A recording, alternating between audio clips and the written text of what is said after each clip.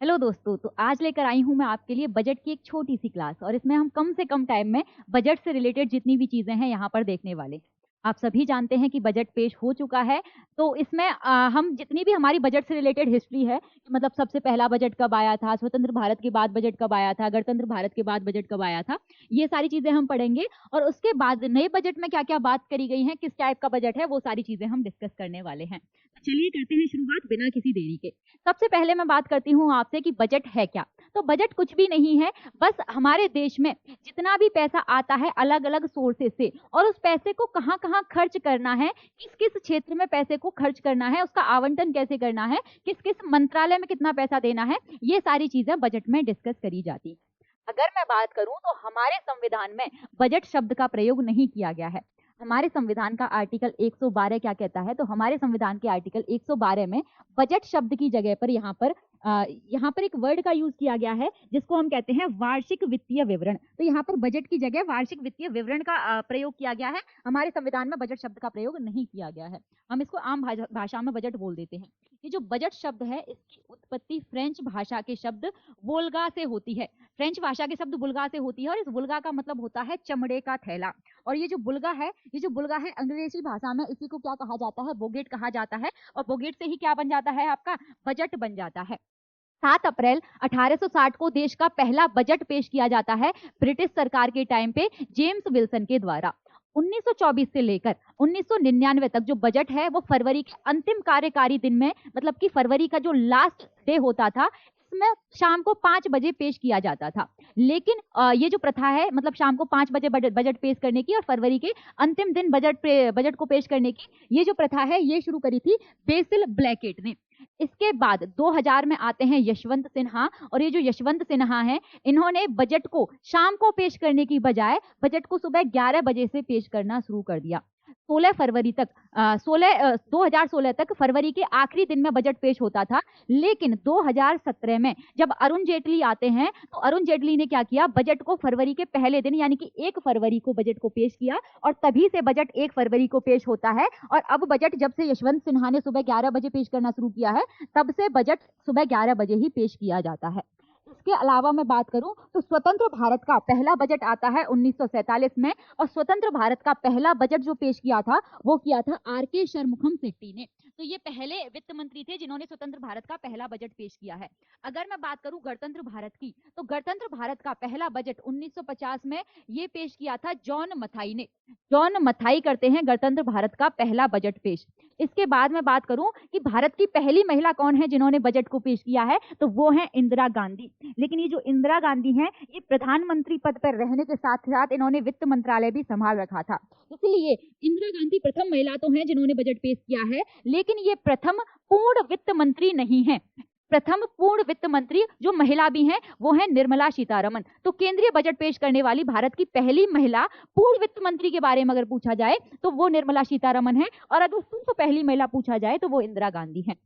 सन 1956 तक जो बजट है वो सिर्फ और सिर्फ अंग्रेजी भाषा में ही पेश किया जाता था। लेकिन सन 1956 के बाद से बजट जो है वो हिंदी में भी छपने लगा है। तो अब दोनों ही भाषाओं में जो बजट है वो छपता है।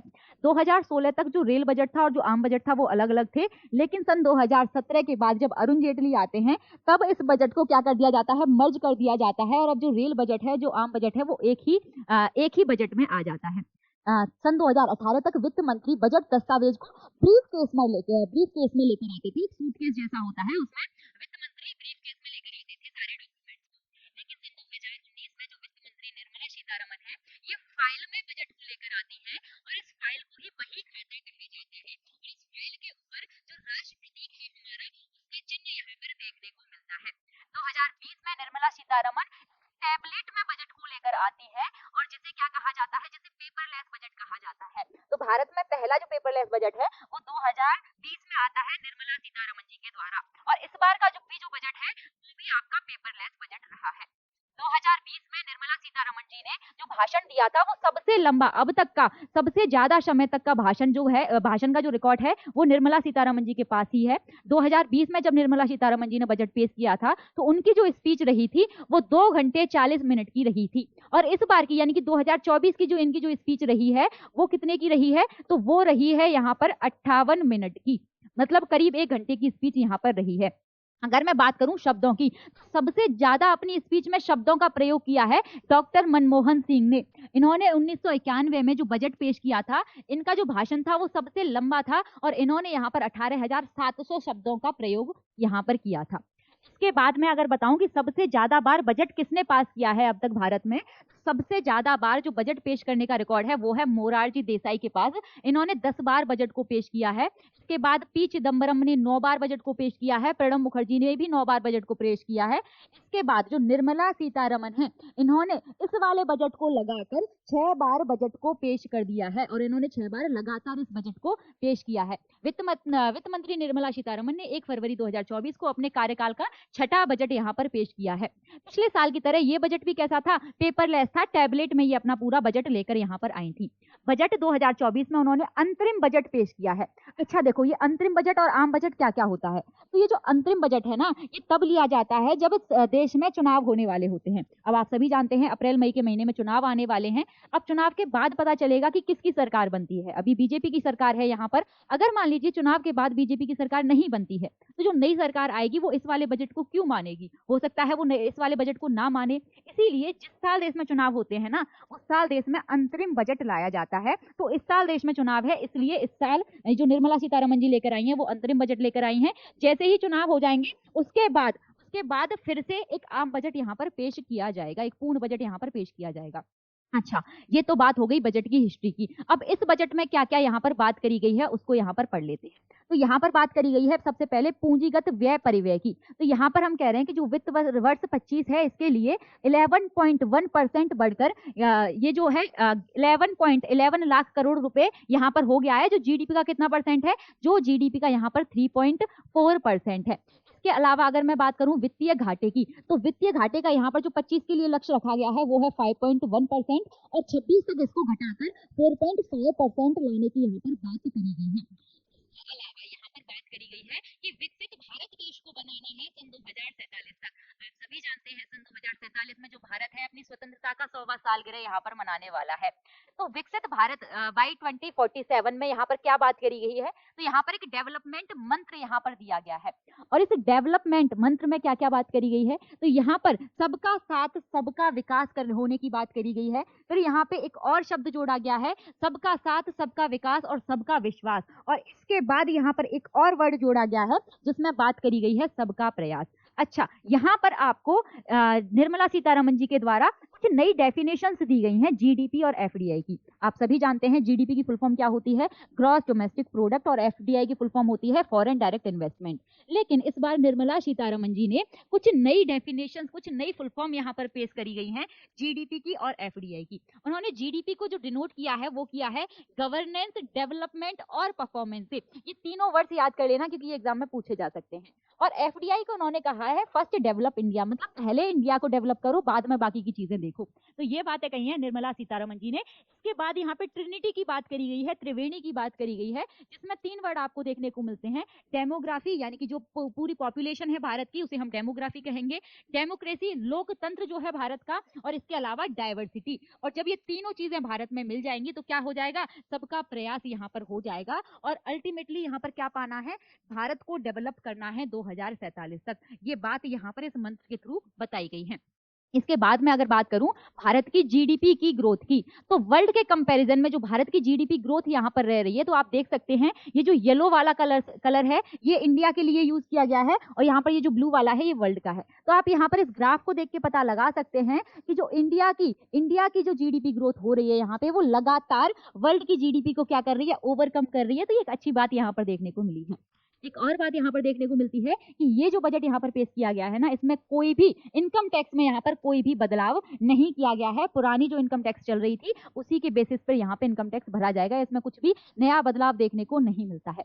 अच्छा, निर्मला सीतारमन जी ने कहा है कि ये जो हमारी सरकार है 4 फैक्टर्स पे यहाँ पे काम कर रही है। कौन कौन से हैं वो 4 चीजें, तो सबसे पहले गरीबों की इन्होंने बात करी है, गरीब, महिला, युवा और अन्नदाता। अन्नदाता यानी कि किसान। तो इन चारों की यहाँ पर बात करी गई है कि सरकार का जो फोकस है ना वो इन 4 सेक्टर्स पे बहुत ज्यादा है।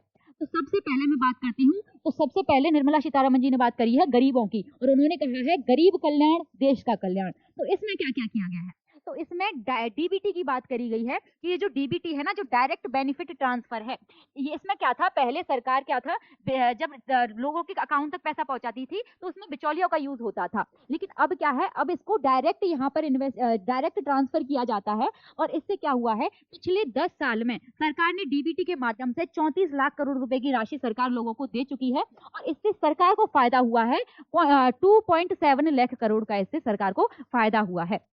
इसके अलावा सरकार बात करते हैं, वित्त मंत्री ने बताया है कि पिछले 10 सालों में सबका साथ के उद्देश्य से सरकार है वो 25 करोड़ लोगों को बहुआयामी निर्धनता, यानी कि जो मल्टी डायमेंशनल जो पॉवर्टी है, उससे सरकार मुक्ति दिलाने में सहायक हुई है 25 करोड़ लोगों को। देखो, ये बहुआयामी गरीबी क्या होती है, तो बहुआयामी निर्धनता या फिर बहुआयामी गरीबी का मतलब है कि गरीबी का मतलब सिर्फ ये नहीं है कि आपको खाना नहीं मिल रहा तो आप गरीब हैं। गरीबी का मतलब है कि अगर अच्छी एजुकेशन नहीं मिल रही है तो इंसान गरीब है, अगर उसको घर रहने के लिए घर नहीं है तो इंसान गरीब है। तो सरकार कहती है कि हमने 25 करोड़ जो लोग हैं इनको बहुआयामी निर्धनता से बाहर निकाला है। इसके बाद बात करी जाती है यूथ की। यूथ के लिए सरकार ने क्या किया है, तो सरकार, निर्मला सीतारमण जी ने बताया है कि 1.4 करोड़ जो युवा है इनको स्किल इंडिया मिशन के तहत क्या किया गया है, प्रशिक्षित किया गया है, इनको ट्रेन किया गया है। दूसरी बात यहाँ पर करी जा रही है कि जो 43 करोड़ यहाँ पर जो उद्यमशीलता है, उद्यमशीलता की बात करी गई है, उद्यमशीलता की आकांक्षाओं को बढ़ावा देने के लिए युवाओं को 43 करोड़ ऋण यहाँ पर पीएम मुद्रा योजना के तहत दिया गया है। तो ये दो बात सरकार ने बताई है। इसके अलावा आईआईटी की बात करिए सरकार ने कि सन 2014 में जो आईआईटीज की संख्या थी वो कितनी थी, भारत में 16 थी, अभी 2023 में ये बढ़कर 23 हो गई है। एम्स की यहाँ पर बात करी गई है, तो एम्स की जो संख्या थी सन 2014 में वो 7 थी, और 2022 में ये कितनी हो गई है, 22 इनकी संख्या हो गई है। सन 2014 में जो यूनिवर्सिटीज थी, जो विश्वविद्यालय थे, इनकी संख्या 723 थी, जबकि सन 2023 में ये कितनी हो गई है, 1113 इनकी संख्या हो गई है। तो ये एक अच्छी बात यहाँ पर देखने को मिली है। इसके अलावा बात करते हैं अन्नदाता यानी कि फार्मर्स की। फार्मर्स के लिए क्या किया गया है, तो यहाँ पर बात करी जा रही है कि पीएम किसान सम्मान निधि योजना का लाभ 11.8 करोड़ किसानों को मिला है। देखो, इसका मतलब है कि सरकार जो हर साल 6-6 हजार रुपए किसानों के खाते में डाल रही थी, इसमें 3-3 किस्त दी जाती थी, 2-2 हजार की 3 किस्त यहाँ पर साल में दी जाती थी। तो इसके तहत यानी कि पीएम किसान योजना के तहत 11.8 करोड़ जो किसान हैं उनको क्या मिला है, लाभ मिला है। 4 करोड़ किसानों को पीएम फसल योजना के तहत क्या मिला है, लाभ यहाँ पर मिला है। और यहाँ पर बात करी गई है मंडी के इंटीग्रेशन की, तो यहाँ पर 1361 मंडी को क्या किया गया है, 1361 मंडी को यहाँ पर इंटीग्रेट किया गया है, इनका एकीकरण यहाँ पर किया गया है। इसके अलावा बात करती है नारी शक्ति की, विमेन एम्पावरमेंट की भी यहाँ पर बात करी गई है। तो यहाँ पर सबसे पहले बात करी जाती है कि 30 करोड़ मुद्रा योजना ऋण महिला उद्यमियों को वितरित किया गया है। मतलब कि यहाँ पर जो मुद्रा योजना जो लोन्स हैं वो वितरित किए गए हैं। जो महिला क्या कर रही है, जो महिला कोई ना कोई उद्यम कर रही है, यहाँ पे जो उद्यमी महिलाएं हैं उनके लिए 30 करोड़ मुद्रा योजना लोन्स यहाँ पर डिस्ट्रीब्यूट करे गए हैं। और निर्मला सीतारमण जी ने कहा है कि पिछले 10 सालों में जो विमेन का हायर एजुकेशन की इंक्रीमेंट है, मतलब कि पार्टिसिपेशन है, वो कितना बढ़ गया है, तो वो 28% यहाँ पर बढ़ गया है।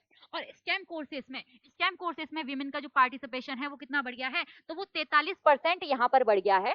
स्टेम कोर्सेज का मतलब है जैसे कि आपका मैथमेटिक्स हो गया, इंजीनियरिंग हो गया, और जितने भी आपके साइंस से रिलेटेड जो कोर्सेज हैं, पहले गर्ल्स इनमें नहीं आती थी, तो अभी जो स्टेम कोर्सेज हैं इनमें कितना पार्टिसिपेशन बढ़ गया है, तो इनमें विमेन का जो पार्टिसिपेशन है वो 43% यहाँ पर बढ़ गया है। इसके अलावा बात करी जा रही है कि 1 करोड़ विमेन को यहाँ पर 83 लाख क्या बना दिया गया है, SHGs बना दिया गया है लखपति दीदी स्कीम के तहत। तो ये बात यहाँ पर करी गई है। इसके अलावा अगर मैं बात करूं तो अब बात करी गई है अमृतकाल की। तो अमृतकाल में यहाँ पर क्या क्या प्लान है सरकार के, ये सारी चीजें यहाँ पर बताई गई है। तो यहाँ पर सबसे पहले तो बात करी गई है commitment to meet net zero by 2070। मतलब यहाँ पर आप देख सकते हैं, कुल मिला के इसका कहने का मतलब ये है कि जो कार्बन डाइऑक्साइड जो रिलीज होती थी हमारे देश में, इसको 2070 तक क्या करना है, बिल्कुल जीरो कर देना है। मतलब इसको इतना ही रिलीज करना है जितना कि हम इसको मेंटेन कर पाए। तो ये सरकार का यहाँ पर मोटो है। इसके अलावा यहाँ पर सरकार कर क्या क्या रही है और क्या क्या करने का प्लान है, तो यहाँ पर सरकार का ये है कि हर घर में क्या करा जाएगा, यहाँ पर करीब 1 करोड़ घरों में सोलराइजेशन करा जाएगा, रूफटॉप सोलराइजेशन करा जाएगा। मतलब कि घर की छतों पर सोलर प्लेट्स यहाँ पर लगाई जाएंगी, और इसके तहत क्या होगा, हर घर को 300 यूनिट